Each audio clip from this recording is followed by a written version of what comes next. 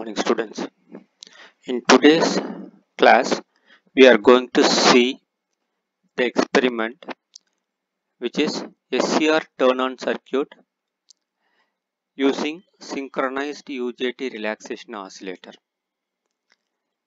The main aim of this circuit is to turn on the SCR with the help of a UJT triggering circuit. We are trying to turn on the SCR with the help of UJT triggering circuit.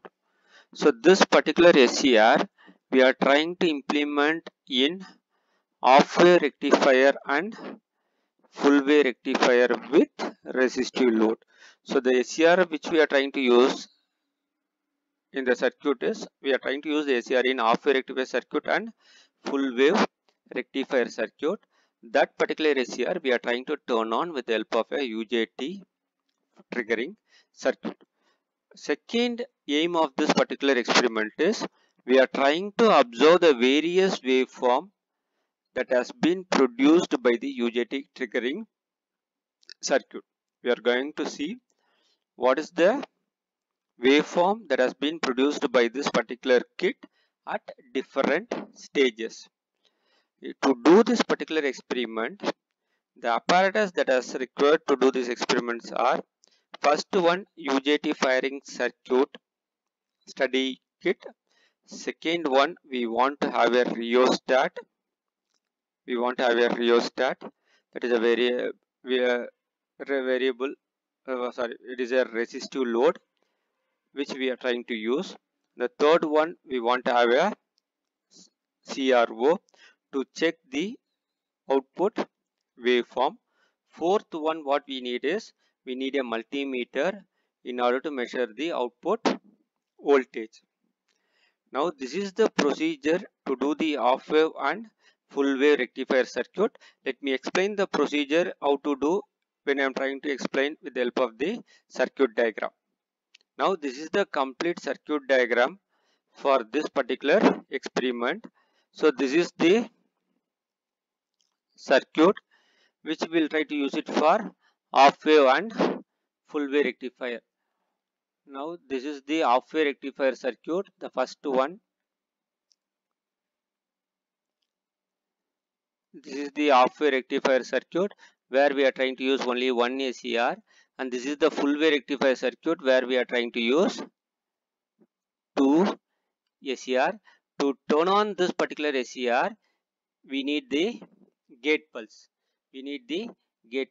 In this case, we are trying to have a gate pulse with the help of UJT triggering circuit. So this is our complete UJT triggering circuit. This is a complete UJT triggering circuit. So this UJT triggering circuit try to produce a spikes. UJT triggering circuit try to produce a spikes which will be available at the primary of this transformer. UJT triggering circuit is available at the primary of the transformer, which is connected with the two secondary. So one is connected used for a first SCR. Then second will be used for the second SCR. This is for one SCR. This is for the another SCR. So the spikes will be available for both the secondary.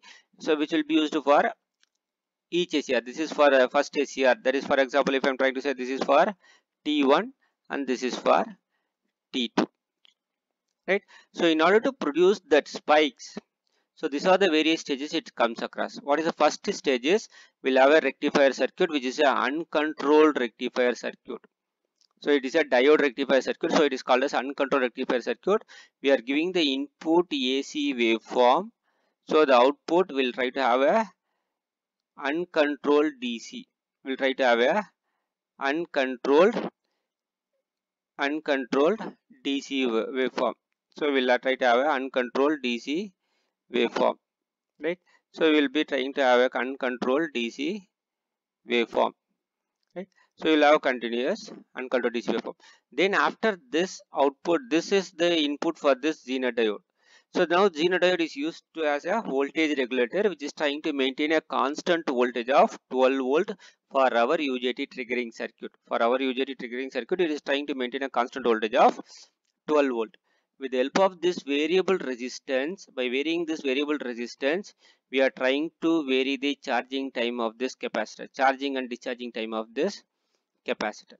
So by varying this time constant RC, we are trying to produce a spikes at the base of the UJT.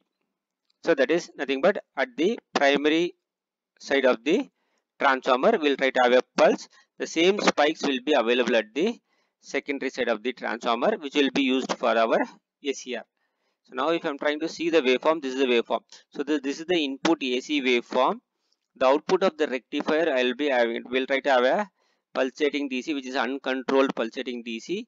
And then to the next thing, if I'm trying to check the Zener diode, I'll try to have a constant voltage of 12 volt. We'll try to have a constant voltage of 12 volt.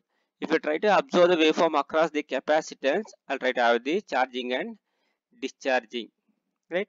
Then if I'm trying to check the waveform nearer to the transformer, primary of the transformer, I'll be getting the spikes.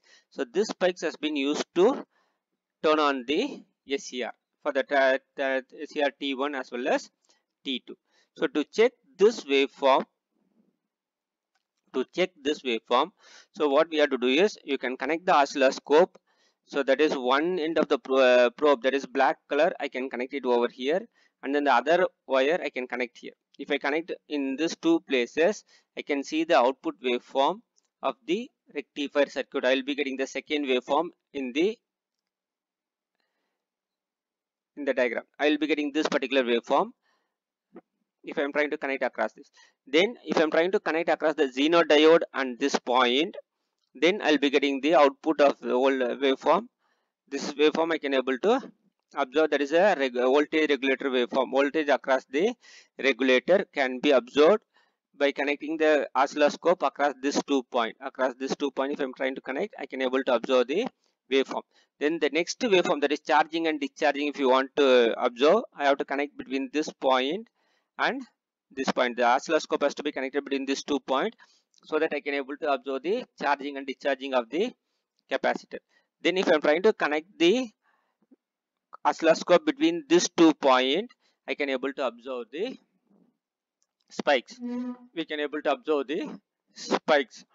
So now these are the test point from which we can able to observe the waveform of this UJT triggering circuit at different stages.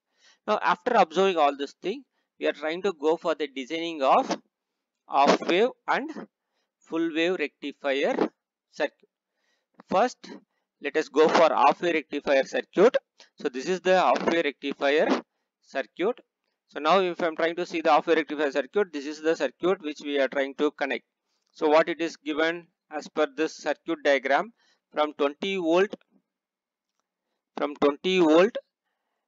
a connection is given to anode of an SCR, then cathode of an SCR is given to resistive load, then other end of the resistive load goes to 0. Now from 20 volt, you can see this green color, it is given to anode of an SCR, then cathode of an SCR goes to resistive load, then other end of the resistive load goes to 0. This black color goes to 0. Now for this SCR, it needs firing.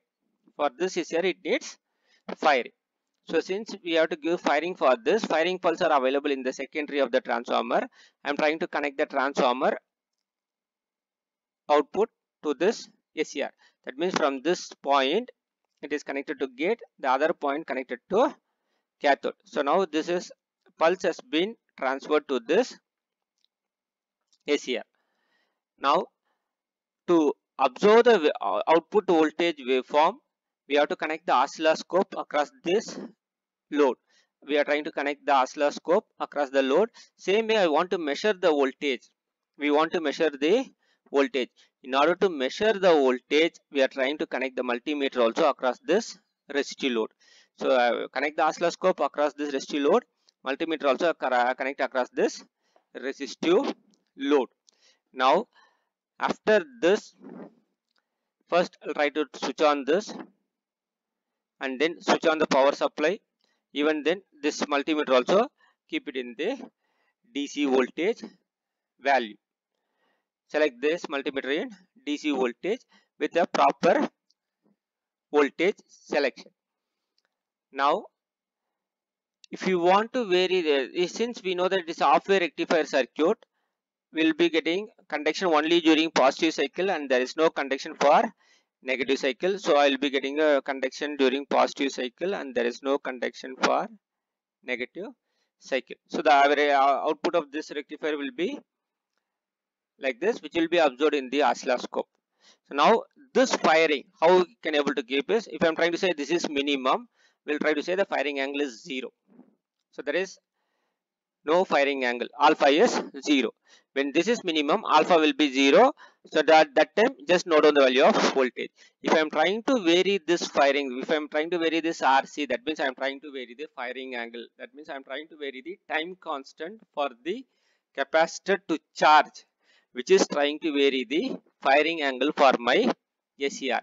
If you vary this one, now for this is the waveform for the first firing. If I am trying to vary the firing, this will be the waveform for the another firing angle. So now this is the firing angle. From the oscilloscope, I have to find the firing angle. After varying this RC, I can vary the RC for different value. So I have to note down the firing angle for each position. Each position of this knob, I'll try to find the value of firing angle. When I'm trying to find the value of firing angle, simultaneously I have to note down the value of voltage in this multimeter. We have to note the value of voltage in this multimeter, and along with this we have to measure the value of Vm from the oscilloscope. We have to measure the value of Vm from the oscilloscope. So after making a note of firing angle alpha, Vm and voltage from the multimeter, we can record the value. First, whatever the firing you have, for example, if the initial firing angle is 0 means we can say the value of firing angle is 0. For 0, what is the voltmeter shows me the value. For example, if it shows 7 volt, we'll write 7 volt. So now what is the value of Vm that has been observed in the oscilloscope. For example, if I am trying to say it is 20 volt, I can write the value of Vm is 20. After this, we have to find the value of V0 theoretical. How to find this? The formula for half-wave rectifier with R load is Vm by 2 pi into 1 plus cos alpha. So this is the value of alpha. So by substituting the value of alpha as 0 and the value of Vm as 20, and then we can calculate the value of output voltage. In the same way, by varying the value of RC, by varying the value of knob RC, we can try to calculate different firing angle. For different firing angle, I can measure the value of output voltage with the help of multimeter, and then I can calculate the value of output voltage with by using the formula Vm by 2 pi into 1 plus cos alpha. So what we have to do is we have to vary the RC for a different value of RC. That means for different value of firing angle, just make a note of voltmeter reading, that is multimeter reading. So that's how we have to do for half-wave rectifier circuit. The same thing we have to implement for full wave. So when I am trying to implement for full wave, what is the difference we are trying to have it here is, this whole thing is for half wave. This is already done. So what we have to do is we have to make this connection. That means from the 20 volt supply connected to anode of an SCR and then cathode of an SCR connected to load. So if I am trying to make that particular connection, I can able to convert this half-wave rectifier into full wave rectifier. If it is half-wave rectifier, I need one SCR. If it is full wave rectifier, we need to have two SCR. So now to make this half-wave into full wave, what they are trying to do is, from this 20 volt, we are trying to connect to the anode of an second SCR. Then cathode of an second SCR is connected to load. If I try to connect like this, my full wave rectifier connection is done. Now the firing has to be given for this particular SCR also, which has been taken from the transformer secondary. It has been connected across this gate and cathode. So now the firing pulse is given for the second SCR also. So in this case also, what we can do is, you will be getting the output voltage. Since it is full wave rectifier, you will have conduction on positive cycle and then you have conduction on negative cycle also, right? So now this is the firing angle. This firing angle again you can vary by varying this RC. If I vary this RC, the value of alpha, this firing angle, try to vary. So for different firing angle, if by varying this for different value, so you can make a note of alpha. For example, the first value, if I am trying to keep the value of alpha is 18 degree. So second value, I can try to keep the value of alpha as some other value, that 36. Then next 18 into 3. Like that for different firing angle, I'll try to make a note of this voltage. For different firing angle, I'll try to make a note of this voltmeter reading, and then I have to calculate the theoretical value. So here also, first I'll try to say, for example, the firing angle is 0 degree, value of voltage is 14 volt, and then the value of Vm is again same 20. So here I have to calculate the value of theoretical. The formula for this is Vm by pi into 1 plus cos alpha. So using that formula, we'll try to calculate theoretical. So now next one, by varying the value of RC again, I'll try to keep some other firing angle. For example, let's say 18 degree. For 18 degree, we have to note down what is the value of voltage shown in the multimeter, and then Vm I'll try to measure from the oscilloscope. Then I'll try to calculate the value of theoretical. So like this, I'll try to take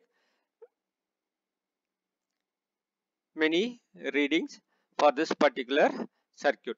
So this is how we have to implement a half wave and full wave rectifier circuit with the help of a SCR, which is triggered by means of UJT relaxation oscillator.